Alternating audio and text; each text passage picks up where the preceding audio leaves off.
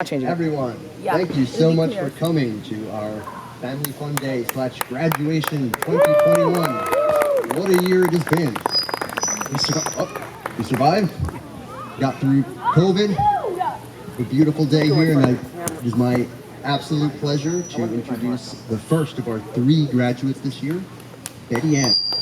Without further ado, let's hear your speech, Bettyann. Hello. Hello. That was louder than expected. Hi.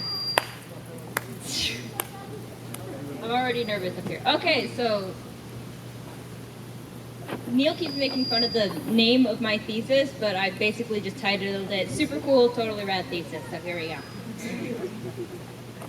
Public school makes life difficult for a lot of kids, especially for the kids that don't exactly fit into the norms of public school and or, society in general.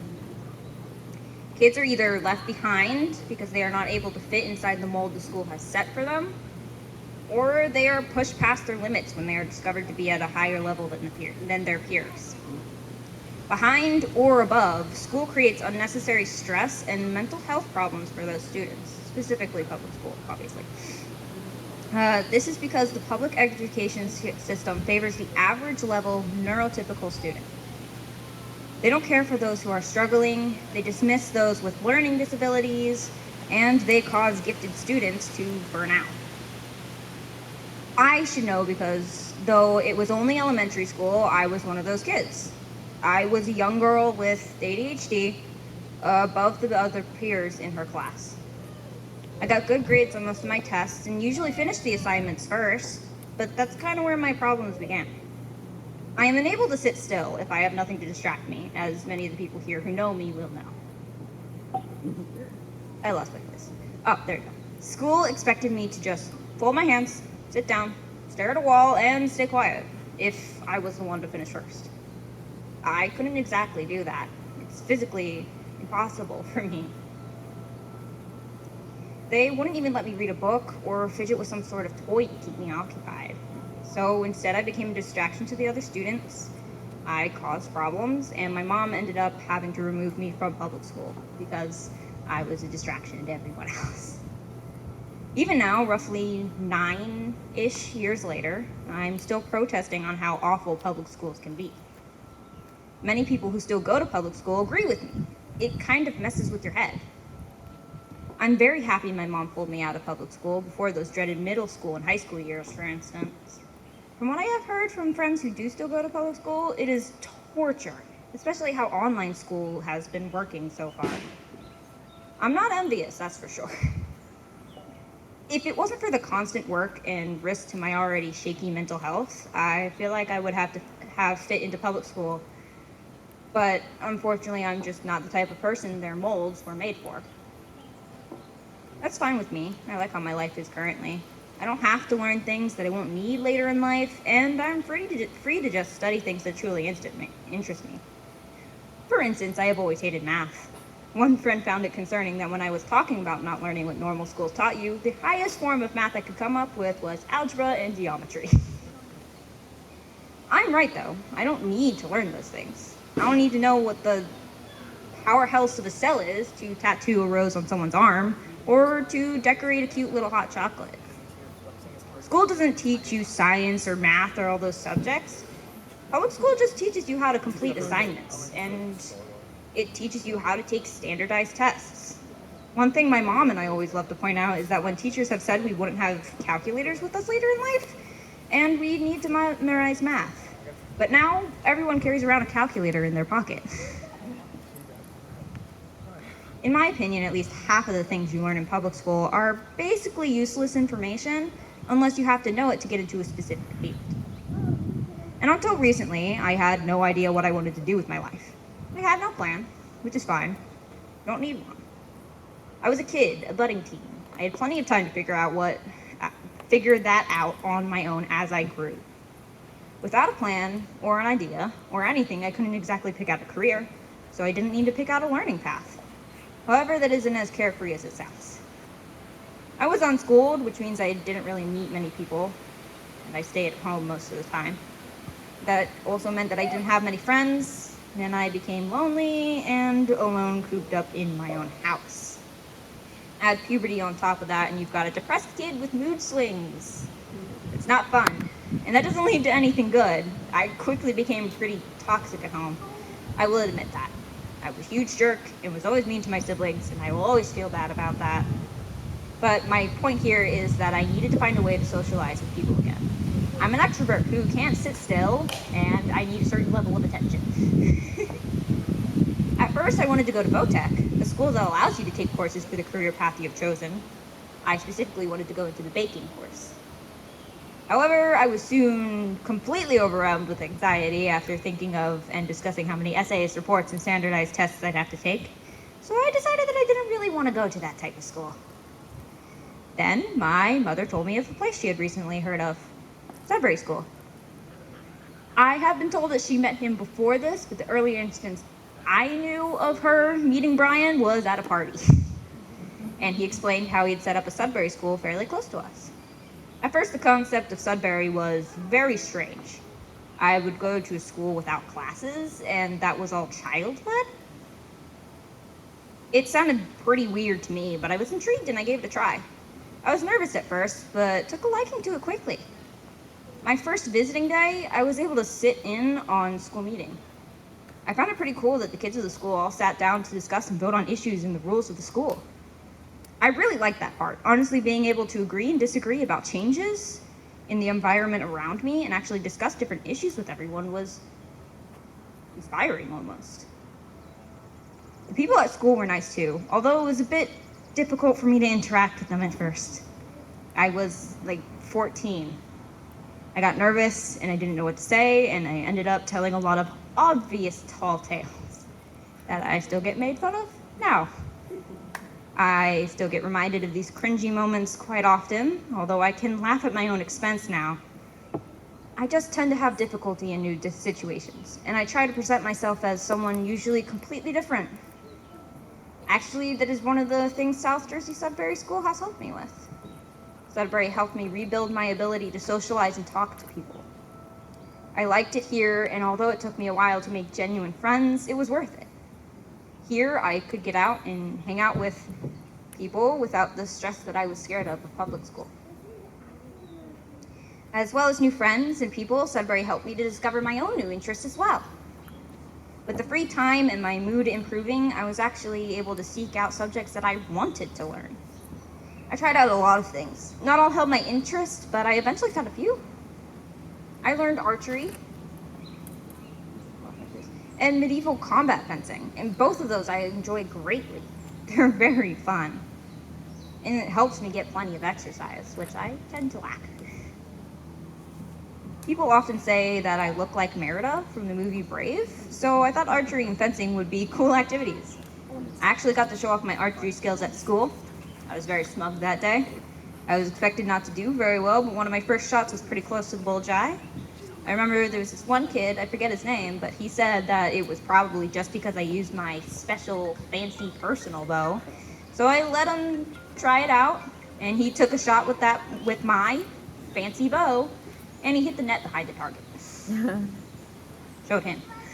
Archery and fencing are fun, but there's only so much athleticism I can take. When I need a break, I can turn to some other interests of mine, such as drawing, singing, criminology, and psychology, actually. The only sciences I tend to actually like. I can't remember exactly what drew me to psychology. I think I heard something about how the brain creates fear while in the darkness, and I found it interesting. I looked the concept up, and then from then on, I was off down the rabbit hole there. I tend to annoy people when I start discussing psychology, and I have been told I tend to psychoanalyze people. My bad. But Sudbury came with more freedom than just the fields of study that I want. I'm allowed to go on walks around the campus, either by myself or with friends. I like that the most. Public school never gave me much time in nature. Being able to just go for long walks among the trails and trees was one thing I enjoyed most during my time here. I feel like a lot of my good memories from Sudbury take place out in the woods.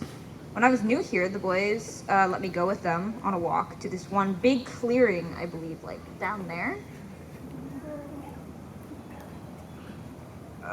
Oh, there. And we built forts with sticks.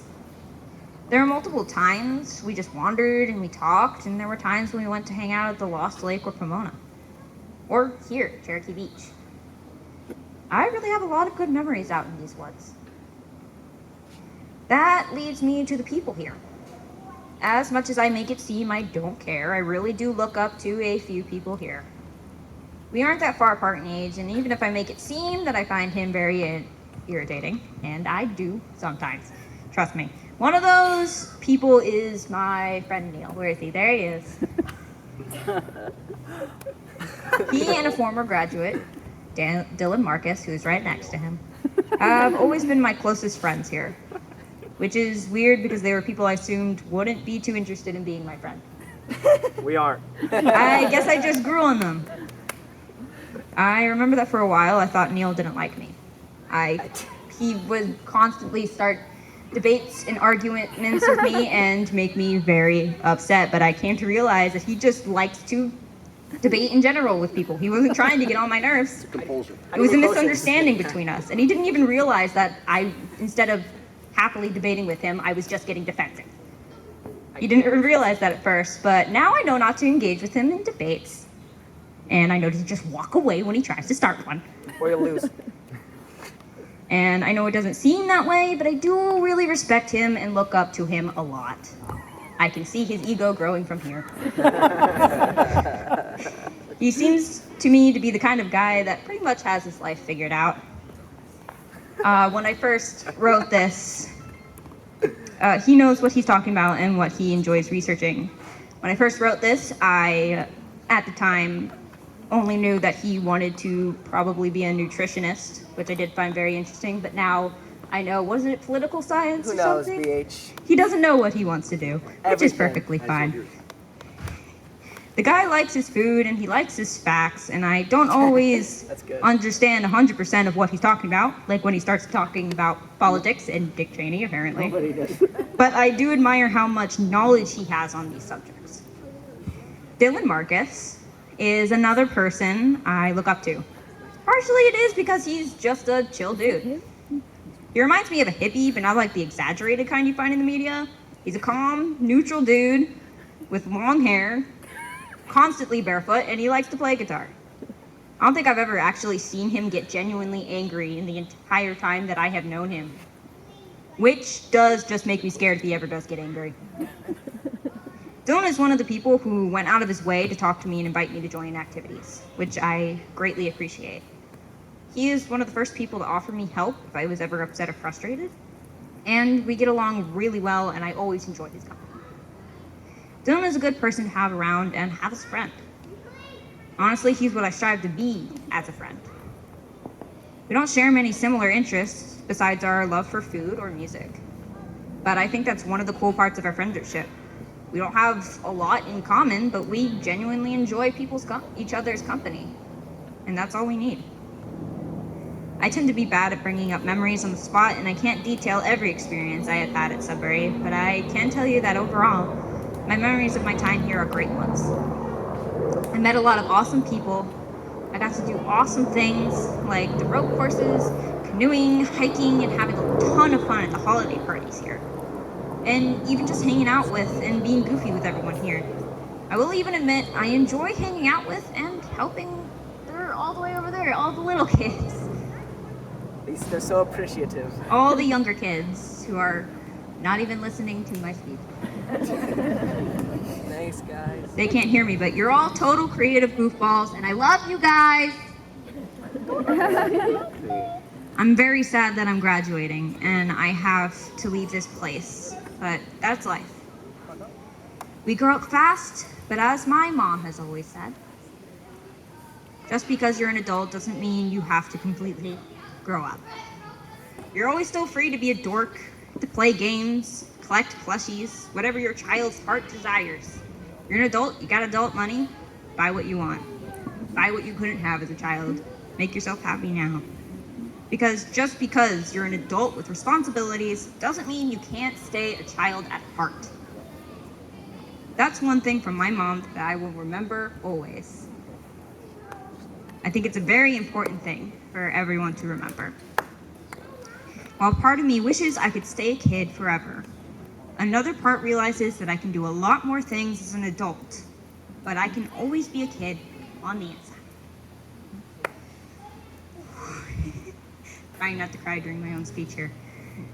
As I said before, I don't have a complete plan for my life. Currently, all that I want to do is to get my driver's license and continue my tattoo apprenticeship under my dad, who's all the way back there with the dog. Hi, Dad. I'd say I still have plenty of time to decide my future. I prefer not to live in the present. I prefer to live in the present. It's a lot less stressful. I don't need some elaborate plan for my future. I can just go at my own pace and figure things out.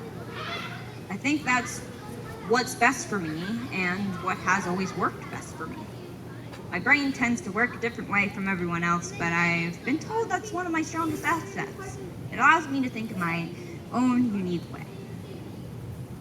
All in all, this school has been the greatest thing to happen to me. I don't have all of my answers, but that's a good thing. Even when leaving Sudbury, I will continue to grow and evolve. But I will remember how this school and the people here, along with people from my life outside of Sudbury, helped push me along on my path in life. Along a path I am happy to be on and to create myself. I want to thank you all for everything you have done to make me feel happy and wanted here during my time. I will never forget the school and all it has taught me.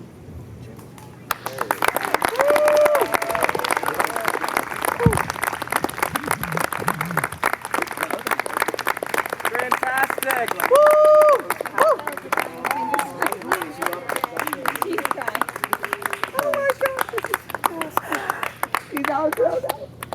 I told you, I could literally feel your ego growing.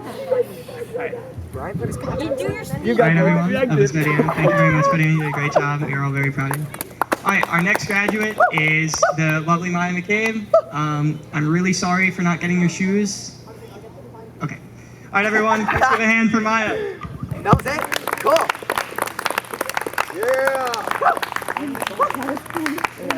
Yeah.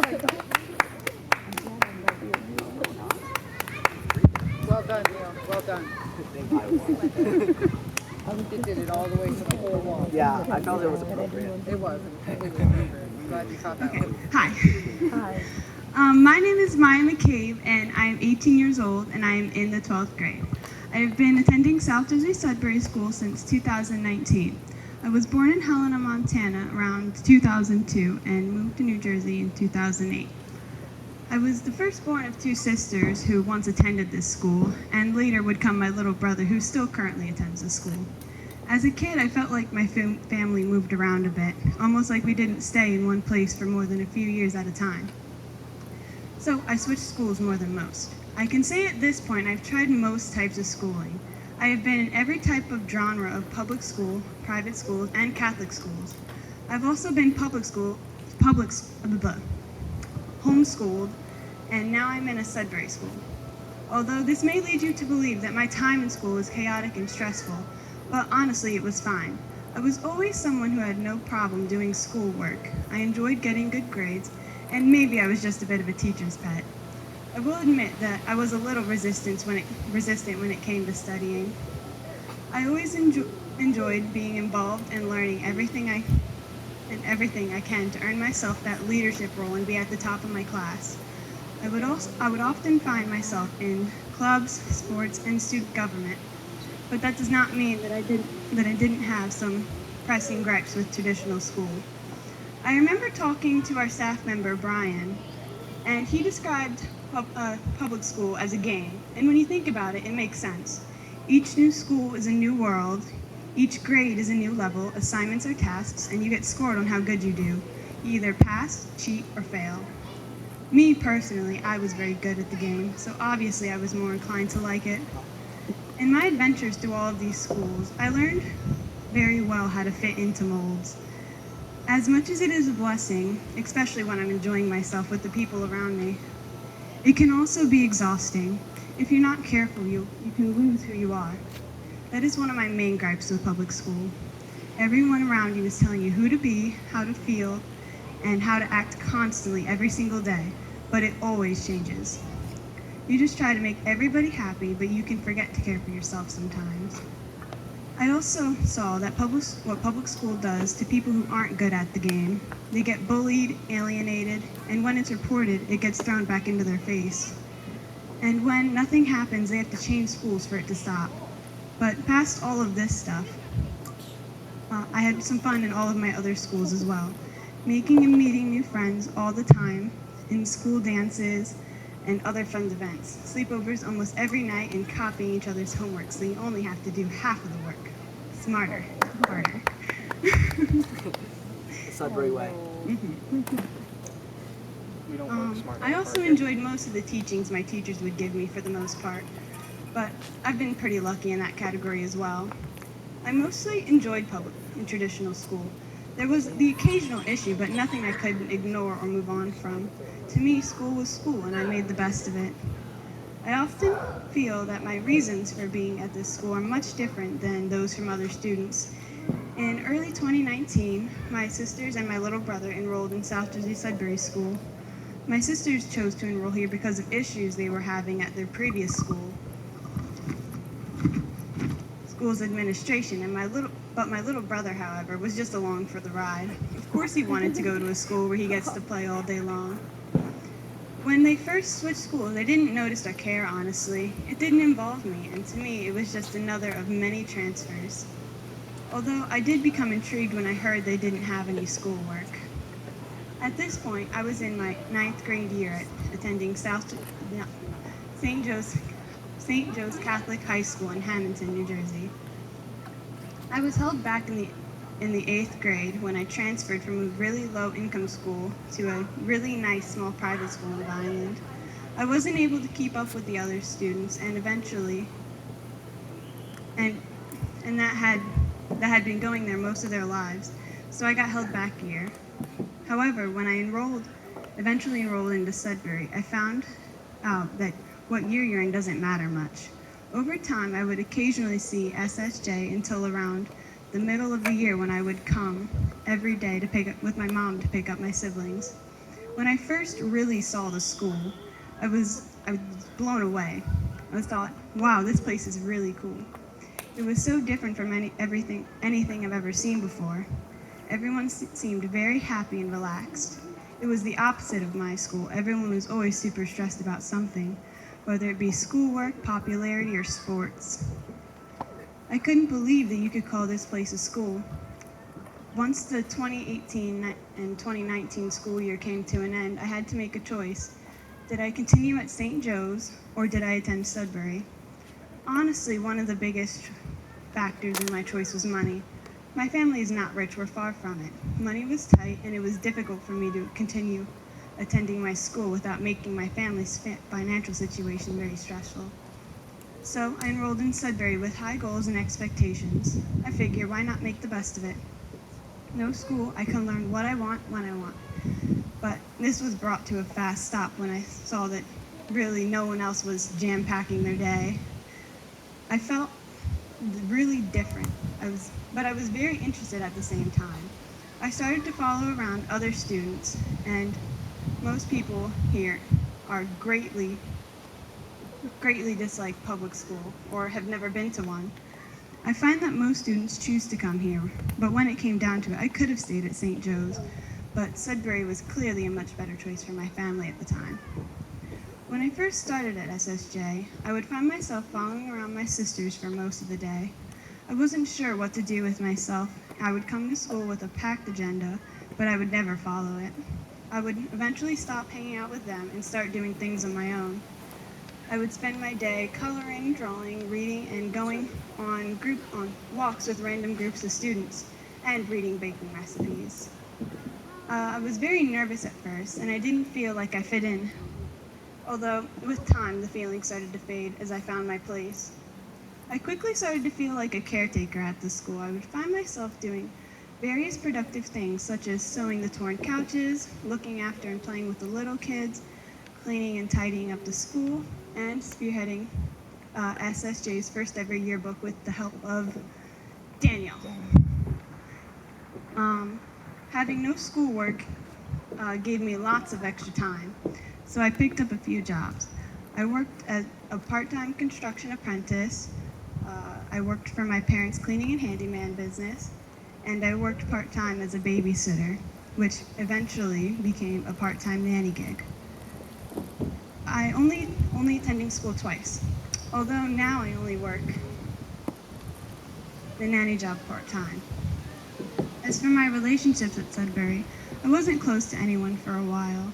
I had a brief relationship with someone at the start of my time at Sudbury, but that fell through.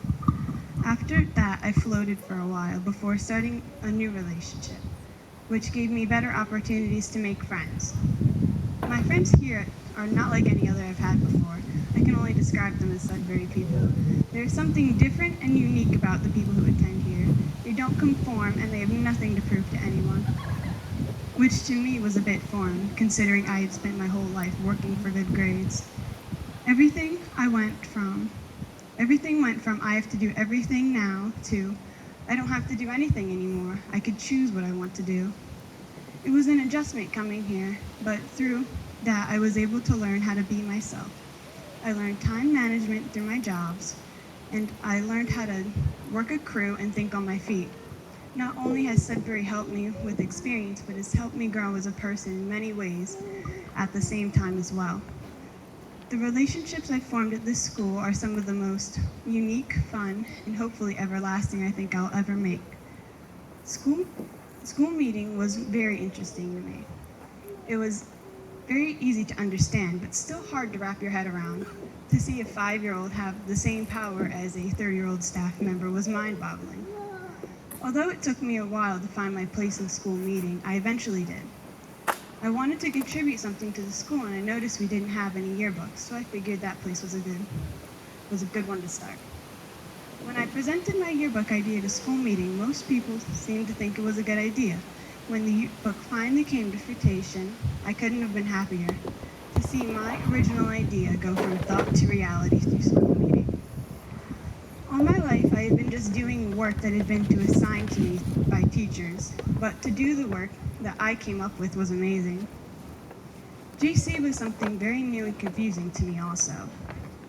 The idea that every single conflict that occurs in the school was being solved by the school and its students was simply confusing to me. How could this possibly work? A 5-year-old deciding my fate? What if there are biases? These were all my initial thoughts on JC. I wasn't sure it would work. Luckily, people made sure that I would eventually know. I was invited to come spectate, and also any questions I had were answered. Eventually, I understood JC and even served on it, and I came to like it. It managed to make everyone who passed through take responsibility for their actions, big and small. When it comes down to it, Sudbury is a school about trust, self-destiny, and responsibility, and JC makes sure that all of those principles are upheld at the school. My time at SSJ has caused me to learn a lot about myself, which I believe that I wouldn't have learned if I had remained in traditional school. At SSJ, you're given nothing but time, and at first you may be bored and unsure of what to do with yourself. I was certainly unsure what to do, but as time went on and I started making something of myself at the school, I started just doing random things, like starting a fort with the little kids, or doing some painting projects, or playing magic or board games. I got more and more interested in the inner workings of baking. I found out that I'm very passionate about baking. It's always been something that I've done when I had time to, but now that I've had time to explore my hobbies, I really started enjoying it a lot more. I would sometimes bring in treats for the school also. I took every opportunity to help plan things and do things for the school as well. I always made sure to be on the party committee, and also it helped the school keep the school tidy and in order. If I ever saw something out of place, I would make sure to put it back, and I would also, sorry, I lost my place. I would also find myself, anytime I didn't spend helping the school, I would be drawing, out with walks, playing video games, or just being around talking with the other students. There is a lot to do here, and these days I'm very rarely bored. My plans for the future have been directly influenced by Sudbury. Right now, I plan to attend culinary school. If I had not been given the extra time to explore my baking hobby, I might have not have known what I wanted to do with myself. Baking and cooking has always been something I enjoyed, but it has become a passion through Sudbury. Right now, I plan to attend Atlantic Community College for the culinary program. It is a 2 to 4 year program, and I plan to transfer out my first year. I want to go to a school in New York. It's called ICC, and they're a 9-month intensive pastry program. And then I would like to earn my degree at the Culinary Institute of America. I've lived with my family my whole life, and I'm very excited to see what living on my own has to offer. Afterwards, I plan to open up my own pastry shop, probably in New Jersey, but honestly, I haven't gotten that far yet. My plans don't stretch that far into the future. I know what I want to do with the next few years of my life, but after that, I don't know where I'll be. I have passions and interests, and all I can hope is that I can integrate them into my day-to-day life and career. Overall, my time at South Jersey Sudbury School has been nothing short of life-changing. My perspective and outlook on life has been changed dramatically. I went from someone who was content just sitting in school and doing the work assigned to me to someone who realized that they want to do something that matters to them. And I would like to thank my family first of all. I wouldn't have been here anywhere without them, constantly supporting me and watching out for me. And I would also like to thank Brian and the rest of my friends this year for making it so memorable. It was so different from any year before, and I've had so much fun. And thank you to everyone in between. These years have been so amazing, and I won't ever forget them. Yeah.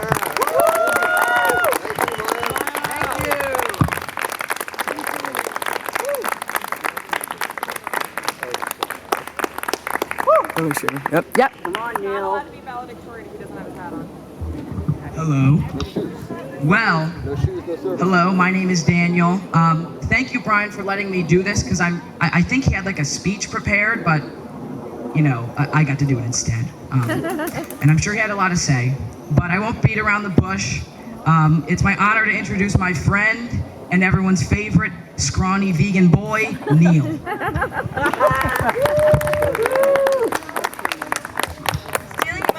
You all, no matter what he says, I'm valedictorian, not him. Don't listen to him. He's lying. Get off the stage! Neil won the dice roll. I'm valedictorian! No! Neil, no one has flowers for you. Put on my cap. What? What are you up there? You idiot? Do that? What? You don't need to do that. But I want to. Do you have your speech? No. Where's my phone?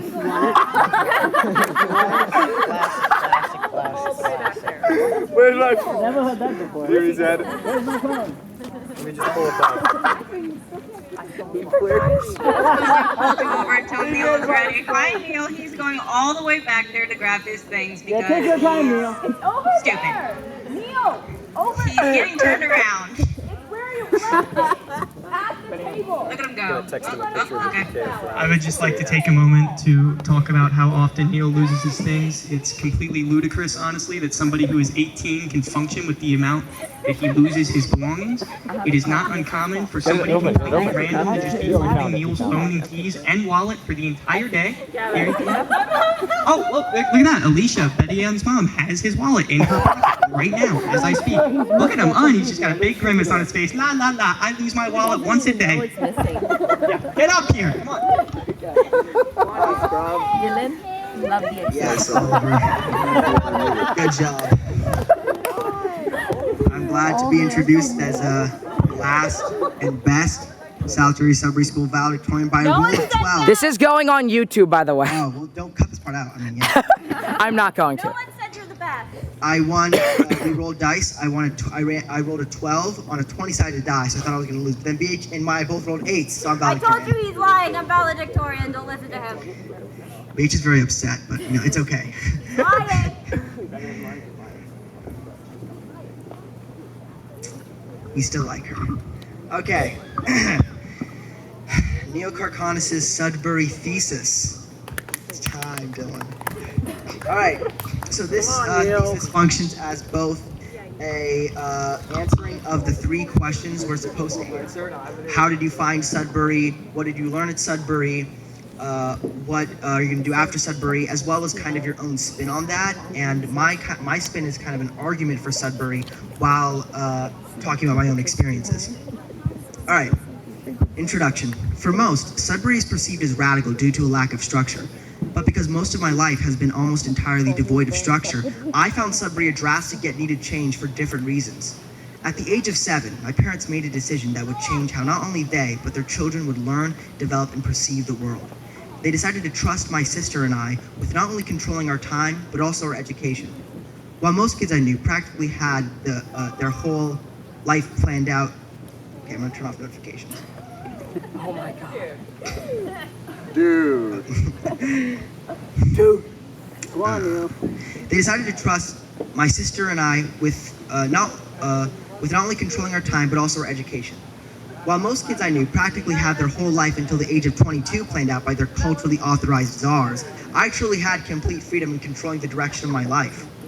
So if I already had freedom given to me as a basic right from a young age, why choose Sudbury?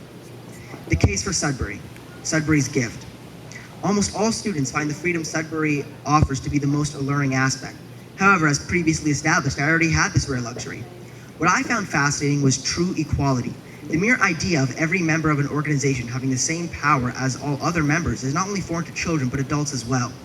Almost everything we interact with throughout our lives has a traditional power structure. People live off companies and work for bosses, purchase essentials and frivolities from corporate-owned stores with cashiers and franchise owners, leisure at hotels with low-paid hourly employees and highly paid salaried managers, and dine at restaurants with waitstaff and head chefs. To be clear, I'm not suggesting that these power structures are inherently flawed. Additionally, participation in these systems is voluntary. Some choose to opt out of these structures entirely, or opt out of these structures almost entirely via communal living and shared income. However, for those dependent on others, there is no choice. While there are many groups whose well-being depends on others, there are no examples more apparent than children. The power structures they encounter are not only uniquely endowed with control, but are also involuntary. The most obvious example is schooling. Schools are not only the first major power structure we meet, but also one of the most influential. From the outside looking in, it seems absurd to give no trust or control to young people and expect them to grow up to be fully functional, well-adjusted, and responsible adults. We seem to understand the concept of, if you want someone to learn something, teach to them, to be self-evident. Yet we never question why the school system doesn't give children responsibility. However, it does expect them to be responsible. We don't trust children, but we want them to be trustworthy. This is categorically unfair. Sudbury is the only method of education that is completely devoid of traditional power structures. The power lies in you and your peers. Even children that are homeschooled/unschooled are not always fully trusted at home. There is also something to be said about being given power as a privilege as opposed to it being provided as a right. This is what was fascinating about Sudbury to me. We 5 children in that small unheated cabin would decide what South Jersey Sudbury School would become. We chose the destiny of the school then, but that choice is still available to every student now. This is Sudbury's gift to its students. Does Sudbury prepare you for the real world? For all the philosophical and theoretical arguments on why a Sudbury education is the correct path to take, will you be better off because of it? Will you be prepared for the adult world the same way your public school counterpart would be? Or would all the proselytizing and recruitment of people for the so-called superior method of turning children into adults be for naught, as they stumble, aimless in a world that they do not know nor understand? It may not surprise you to hear my answer is no. The purpose of school is to teach children the tools they need to function in society. However, it is clear there are less strenuous methods of obtaining these tools. Parents, especially of younger children, are most often concerned about students learning the basics of reading, writing, and arithmetic. Though arguments can be made for the futility of teaching the next Albert Einstein whose passion is in mathematics to memorize the periodic table, you'd be hard-pressed to find someone who doesn't use basic reading, writing, and arithmetic almost every day. So how do Sudbury students with no classes or requirements learn these skills? Due to the stringent requirements of the public school system, we often forget that children inherently want to learn. Not only are children naturally curious with an innate desire to absorb the world around them, but when they see their peers read and write with ease, almost nothing will stop them from learning on their own. Sudbury students learn because they want to, not because they are forced to. Students also learn subjects as a means to an end. If a child has a passion for science, they can logically infer the need to learn statistics, especially if they want to pursue a career in that field. After all, if humans did not inherently want to learn, we would never have had the knowledge nor desire to create a school system in the first place. In fact, traditional schooling not only puts unnecessary stress on children, but actively suppresses their will to learn. This is due to a well-known principle that telling someone they're required to do something makes them want to do the opposite. Its most common depiction is in the idea of the forbidden fruit. The forbidden fruit tastes the sweetest, as the old proverb goes. Despite this idea being so strongly rooted in our culture, we still turn a blind eye to children disenchanted by the incredibly strict requirements of school. We even brand them lazy, unmotivated, and ungrateful. However, as the same children grow into adulthood and have children of their own, they begin to accept that school is necessary. They accept that their children will just have to suck it up. This is a sad testament to the product of a system that is designed to force conformity rather than challenge the status quo. In a survey of grown unschoolers, a style of education similar to Sudbury, conducted by Dr. Gene O'Reilly and Dr. Peter Gray, a vast majority of surveyees were financially independent, happy, and reported the only downside of unschooling was having to explain it to people who didn't understand it. In conclusion, the simple answer to the question, does Sudbury prepare you for the real world, is yes. All right, my journey, finding Sudbury. As stated earlier, I already had most of the freedom Sudbury had to offer. Yet I wasn't content and felt something was missing. I can name at least one of the reasons I wasn't content: boredom. Though I had friends, martial arts, dance, homeschooling, co-ops, and other miscellaneous activities, the majority of my time was still spent at home. Though spending most of your time at home may seem like an eternal vacation, current events of the COVID-19 crisis have now educated everyone in how long every second ticks by when you're kept in the same space with no environment change. To be truthful, I still don't know entirely why when I heard about Sudbury it seemed to be the natural next step, but I did. My time at Sudbury. When first attending Sudbury, most students experience growing pains with their newfound freedom. Though I, unlike others, already had the freedom to do what I wished, I still was under the impression that while at school, I must do things one would normally do in a public school. I must plan each day out with specific things to learn, complete said tasks in a timely manner, I must remain disciplined, stay focused, and most importantly, I was to start right away. I remember being confident that if I simply walked up to a staff member and proclaimed, "I now have the desire to be taught math, begin," I would be whisked away into a public school-like teaching environment where I would be taught in a well-structured manner. So you can imagine my surprise when after I delivered my proclamation, I was asked why I was interested. I assumed it wouldn't matter. I wrongly thought that the only difference between Sudbury and a public school was when to learn. I did not at first know that Sudbury would teach me a much more important lesson: how to learn. In my first week at Sudbury, I remember being bored and frustrated, not knowing what the point of going to a school to do nothing was. I thought I was wasting my time. I believed somewhat that the staff was to blame for not sitting me down and teaching me when I asked. Yeah, Brian. A little boy walked up to Brian, "Can you teach me math?" "No." I wasn't in there. Where was I? I was bored, frustrated, and would do nothing was. I thought I was wasting my time. I believed the staff was somewhat to blame for not sitting me down and teaching me when I asked. Again, I still thought that to learn in a Sudbury school, one must still learn in the traditional way. After some time of not knowing what to do with 6 other strangers in the woods and awkwardly getting through each day, boredom turned into curiosity.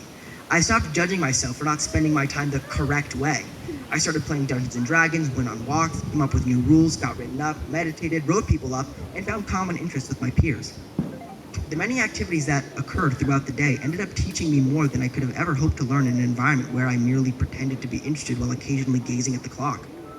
I can say with confidence that I would not be nearly as versed in politics, economics, logical fallacies, and the socio-economic impact of zoning laws as I am now without the discussions, debates, and shared learnings that Sudbury brought.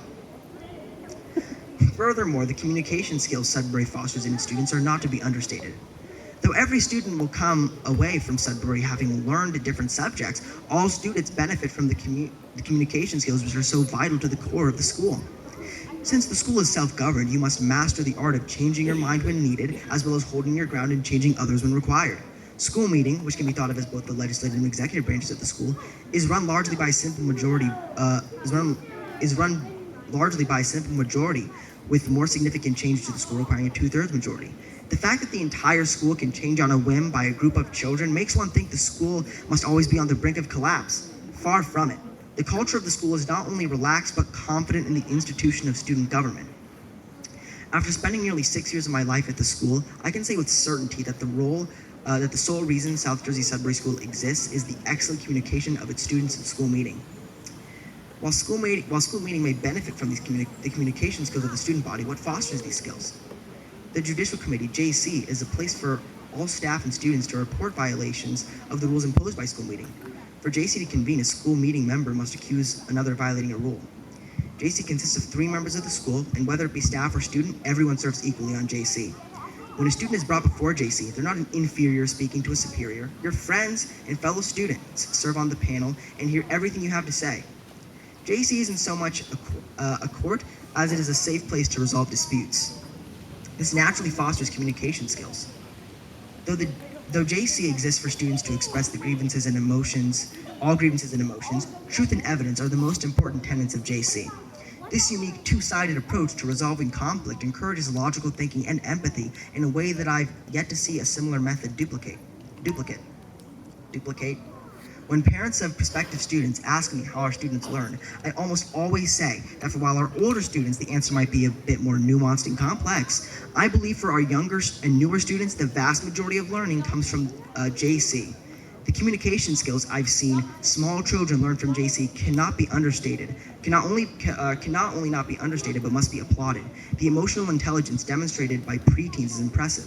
This age is around the time students start to take the communication skills they've strengthened in JC and utilize them to better the school through school meeting.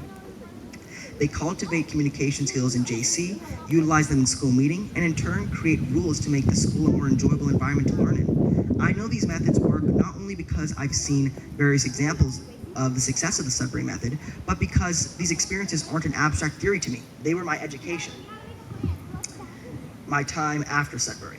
It's difficult to articulate how Sudbury has prepared me for my future when I haven't the faintest idea of what my life today would look like without it. If someone were to ask me what are my plans for the future, I know the response they expect. Well, I'm very interested in government, current events, economics, and nutrition, so I suppose I'll study political science, economics, or nutritional science in college. They'll ask, do you think Sudbury has prepared you for college? I'll respond, yes. That's all most people are interested in when they ask me about my future. I don't think I've ever responded with the answer I've wanted to give. What are my plans for the future? My plan is to follow my passion. What is my passion? If you asked me when I was 12, I would have said astronomy. If you asked me when I was 15, I would have said nutritional science. And if you ask me now, I'll tell you politics. What are my plans for the future? To be a kind, empathetic, prosperous, well-liked, and well-rounded human being. Though I can't see my future, thanks to Sudbury, I can see my success. Conclusion. Starting late last year and continuing to this year, I've had a far weaker desire to go to school. I still thoroughly enjoy it, but when I wake up in the morning, I don't feel the same need I once felt. This isn't because of any dislike of Sudbury. I've come to the conclusion that I've gotten what I needed from it, and Sudbury has gotten what it's needed from me. If I didn't have Sudbury, I wouldn't be half the person I am today. Thank you, Sudbury. I think we both grew from our time together, but it's time to say goodbye. Yeah, Neil.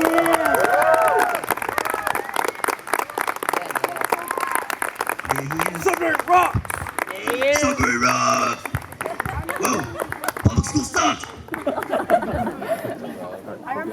Esteemed Professor Brian Foley. All right, let's invite the graduates back up one more time. We'll give them their diplomas, and after that, as we've done in prior years, anyone who has anything to say about any or all of our graduates can come up, sort of open mic, Sudbury style.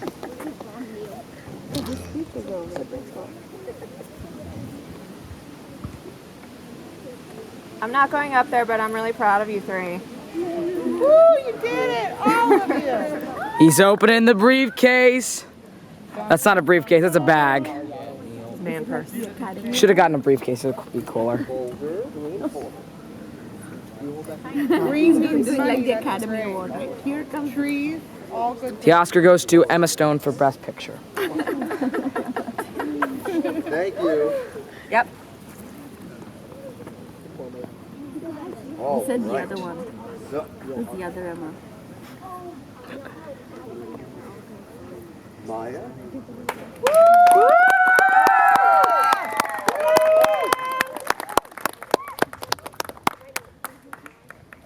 Bettyann. Yeah, baby. Neil Karkhanis. Yay! What was Neil? Neil, run around, hold it. Hold it up. Brock's such a dad. Look at that hat, those shoes. Gonna go to a baseball game? Shut up, Dylan. Look at those I know shoes. all three of them are going to be Nice shoes, Neil. extremely successful in whatever Everybody they look, set look out. up. One, Neil. real quick. Just look. Everybody look up. Mya, can you One hold time. it? Thank you. Oh my God. Photo up.